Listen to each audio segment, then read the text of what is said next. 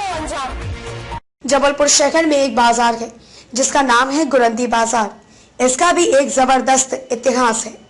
वास्तव में अंग्रेजों द्वारा ठगी प्रथा के खात्मे के बाद बचे हुए ठग गुरंदे कहलाए हैं। जिंदा बचे ठगों और उनके बच्चों व परिवार का वर्तमान गुरंदी बाजार में पुनर्वास किया गया, इसलिए इसे गुरंदी बाजार कहा जाने लगा। गुरंदी में हर वह चीज मिला करती थी जिसका मिलना उस दौरान किसी और जगह नामुमकिन होता था। 17वीं और 18वीं सदी के दौरान बुंदेलखंड के विदर्भ और उत्तर भारत के कुछ हिस्सों में ठगों का आतंक था। यहाँ बेरहम और आमिर अली नामक ऐसे ठग थे जिनके नाम पर सबसे ज्यादा हत्याएं इतिहास में दर्ज हैं। खास बात यह है कि इन ठगों के खात्मे का मुख्य केंद्र संस्कारधानी यानी जबलपुर ही रखा। जबलपुर से करीब 75 किलोमीटर दूर कटनी रोड पर स्थित इस्लामाबाद व आसपास के कुछ क्षेत्रों में एक वर्ग लूट और ठगी का ही काम करता था। एक तरह से यह उनका परंपरागत व्यवसाय जैसा था। इस वर्ग के लोग राहगीरों को ठग कर या फिर लूट कर ही अपना परिवार चलाते थे। इसके अलावा और भी कई क्षेत्र थे जहां लूट के डर से शाम ढलने के बाद निकलना लोगों के लिए जान से खिलवाड़ करना जैसा मानते थे। लूट और ठगी में किशोर और बच्चे भी शामिल रहते थे। इन गिरोहों ने अंग्रेजी हुकूमत तक की नींद मुश्किल कर दी थी और ये कभी पकड़ में नहीं आते थे। उस समय इस्लामाबाद के आसपास के क्षेत्र में मार्गों से यात्रा करने वाले लोगों को गायब कर दिया जाता है। उनका कभी पता नहीं चल पाता था। लोग दहशत में थे और ईस्ट इंडिया कंपनी के अधिकारी भी इस रहस्य से हैरान थे।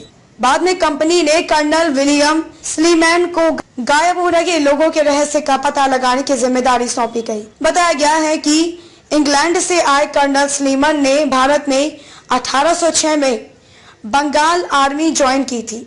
1814 से 16 में नेपाल युद्ध में सेवाएं दी और फिर 1820 में सिविल सेवाएं में आए। इसके बाद उन्हें जबलपुर में गवर्नर लॉर्ड विलियम का सहायक बनाया। इसी दौरान उन्होंने बनारस से नागपुर तक सक्रिय ठगों और पिंडारियों के उन्मूलन के लिए इस्लामाबाद में अपना कैंप लगाया। ठगी प्रथा के उन्मूलन के बाद यहाँ उन्होंने मालगुजार गोविंद से 56 एकड़ जमीन लेकर इस्लामाबाद बसाया था। अपने कैंप और भ्रमण के दौरान स्लीमैन को पता चला कि 200 सदस्यों का एक ऐसा गिरोह है जो लूटपाट के लिए हत्या करता है।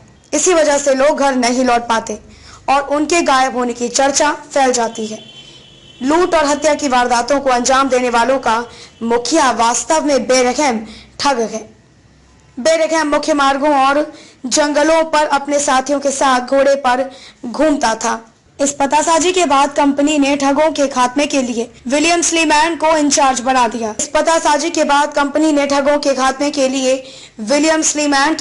बना दिया। और मुख्यालय जबलपुर में बनाया गया। करीब 10 साल की कड़ी मशक्कत के बाद बेरहम पकड़ा गया और तब सारी चीजों का खुलासा हुआ। ठगों में से कुछ को जबलपुर के वर्तमान क्राइस्ट चर्च स्कूल के पास के इमली के पेड़ों पर और कुछ लोगों को इस्लामाबाद में फांसी दे दी गई। जबलपुर से करीब 75 किलोमीटर दूर कटनी जिले के कस्बे इस्लामाबाद को कर्नल हेनरी विलियम स्लीमैन के नाम से ही बसाया गया है। मतलब है कि कर्नल स्लीमैन ने 1400 ठगों को फांसी दी थी और उनकी सहायता करने वाले कई ठगों और उनके बच्चों को समाज की मुख्य धारा में जोड़कर उनका पुनर्वास भी कराया था। इस्लामाबाद में आज भी कर्नल स्लीमैन के नाम का स्मारक है। कुछ रोचक जानकारियां। ठगों की भाषा रामासी थी जो गुप्त और सांकेतिक थी। ठगों का मूल औजार तपोनी का गुड़, रूमाल और कुदौली होता था। ठग अपने शिकार को बनिज कहते थे जिनका रूमाल से गला घोट दिया जाता था। मूलतः ठग काली के उपासक थे जिसमें मुस्लिम ठग भी शामिल थे। 1839 में फिलिप मेडोज टेलर की बुक कन्फेशंस ऑफ ए ठग की प्रथा का पता चला। जबलपुर से कलयुग की कलम वेब न्यूज चैनल के न्यूज एडिटर महेंद्र सिंह पटेल की खास रिपोर्ट।